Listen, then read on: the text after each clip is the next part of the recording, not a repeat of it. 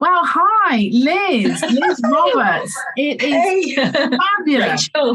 fabulous to have you on my new channel, our new Oh, channel. congrats. Wow. I've been having a look at some of the things that are up there. Fantastic. Thank you You're so working much. really And hard. hopefully we can look forward to seeing lots of you on the channel as we move on. You're very kind. Now, I invited you here today, Liz, because you are an absolute genius when it comes to understanding the world of tarot. And quite recently, we've been looking at some oracle cards. And I know that you have worked with the particular spellcaster oracle cards. So I really wanted you to come and shed some light on some of the key differences between tarot and oracle and how we can incorporate the two and utilize them for dual benefit. So share your wisdom, please. Oh, thank you. Thank you. Well, I'm what's called a tarot master. So I teach, which I love teaching tarot because it just helps people to understand a little bit more about the integrity and the responsibility they have when they read for people. I've had quite a busy summer. I've been really lucky. I've read for quite a few people on TOWIE. I don't know whether you've ever heard of that. On the TV show, people have heard of TOWIE, yes. on the TV show, I'm actually reading people with crystals. And what I'd like to do in the future, not being cheeky, Rachel, is connect some of the spellcaster cards with crystals, because I think that's a fabulous segue. But off camera, I was lucky enough to do some wonderful tarot reading for people.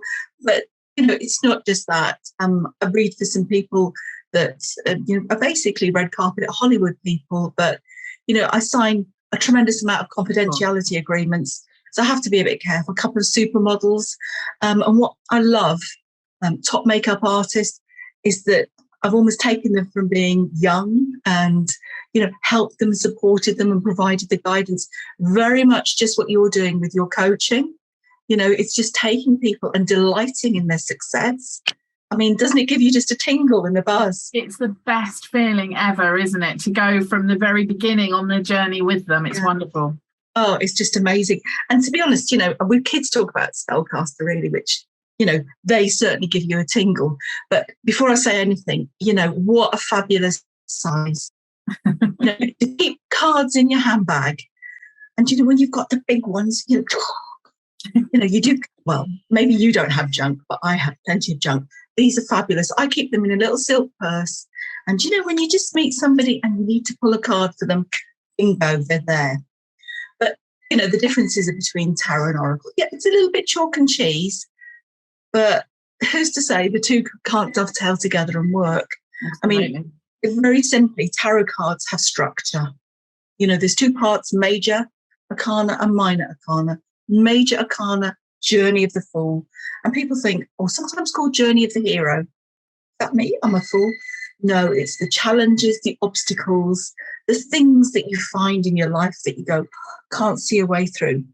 Tarot comes through with the guidance, which is fantastic. Oracle, far more free-flowing.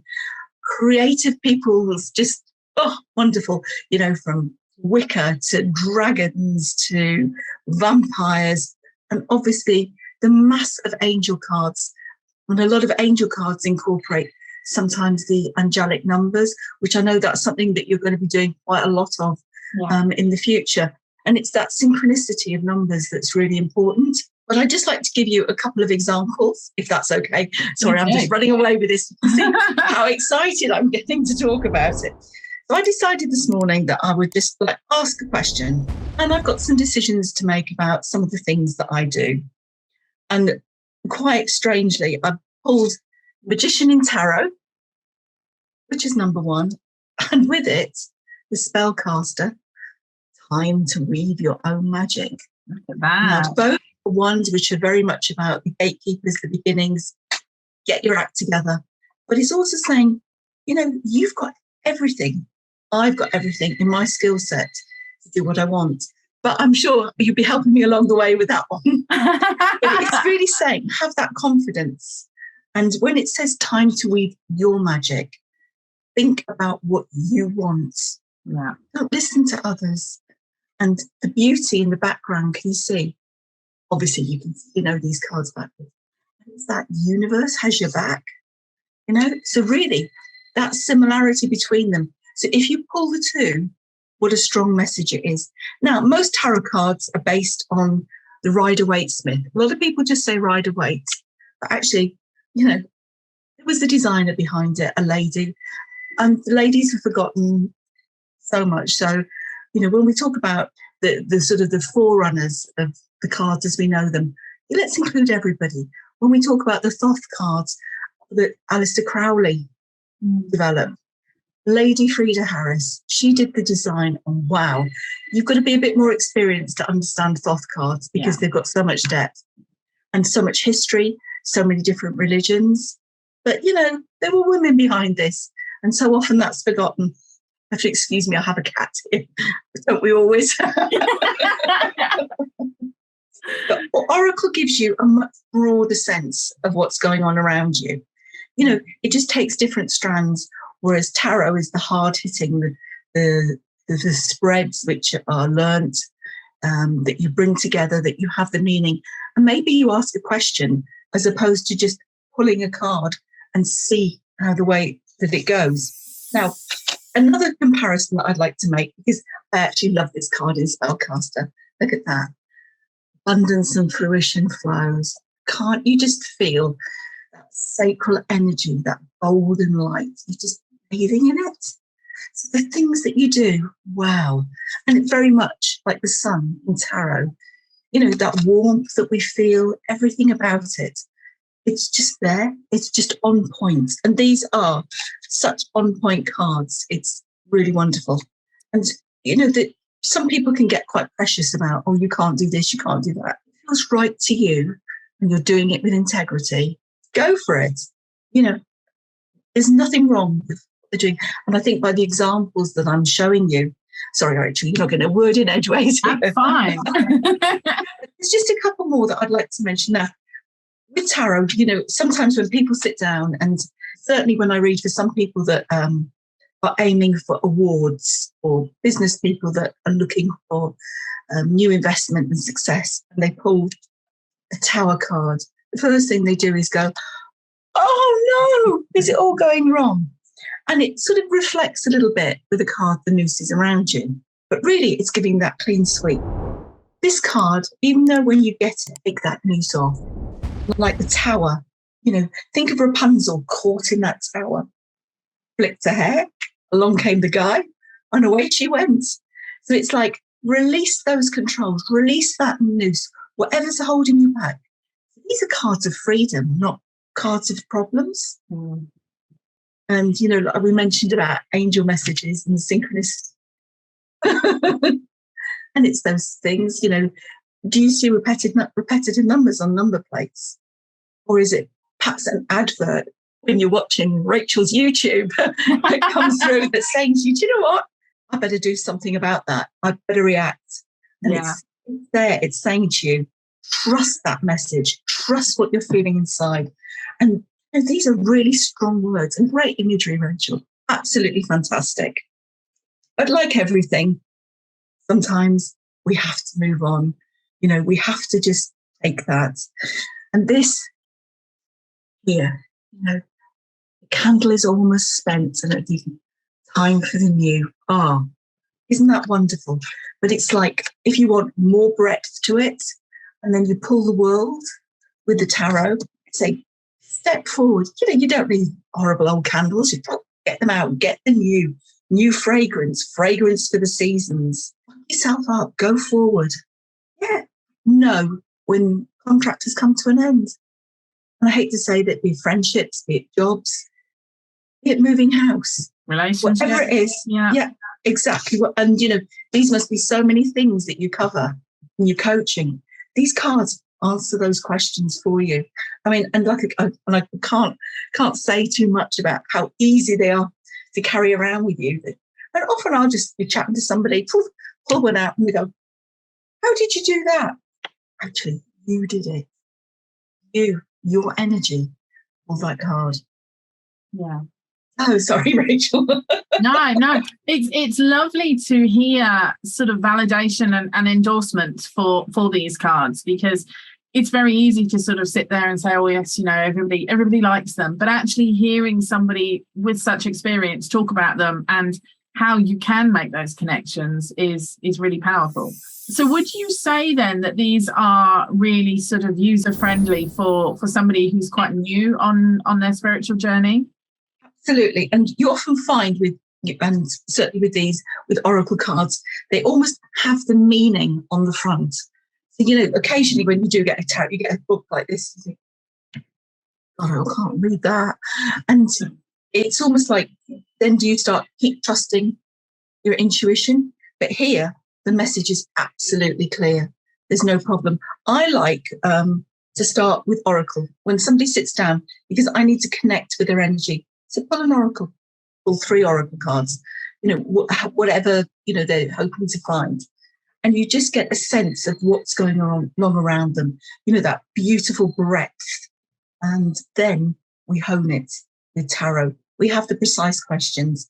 Oracle, not so easy to do yes or no questions, but, there's no problem at all. And shall I be cheeky with what's left? Rach, go on. Sort of ask a little question in your mind. I can't resist just pulling a card. Okay, go for a question. Okay, right. Look at that's come out here. The chest of treasure is in your grasp, but it's in your grasp. So whatever it is you're setting out to do, just reach out. You're not quite there yet, so don't be thinking, I'm going to sip a cocktail and, Can I meet you at the airport? Yeah, you've got a bit of work to do, but it's there. And it doesn't necessarily mean money. It's abundance. It's good things. And, when we're on a bit of a roll, a bit of things happen. Somebody gives you a ticket, that they don't need for parking. Shh, supposed to do that, are you? But, you're there and then, somebody says, you know what? We've got these pizzas on offer, or you just get that little roll and it's good. So did that answer your question? It did indeed. It's one of my favourite cards, actually, as well. So it's interesting that was the one that came out. And this is another one, power. You can deal with anything. That's beautiful. Because this is very much people think, I'd love to do this, but I don't know how. I don't know how. Where am I going with it? It's all, a big problem. It's difficult. And the breadth, and there's a good number. Sometimes when you have a huge number of cards, it's like clumsy and you're not really sure what to do with them. Too few and you feel you're being very repetitive. This is a beautifully balanced number that you can get some answers, and they're quite diverse. People that maybe see the word spellcaster, maybe get a little bit confused. Yeah, they have a Wiccan element to them. But actually, we have a spell of what we want.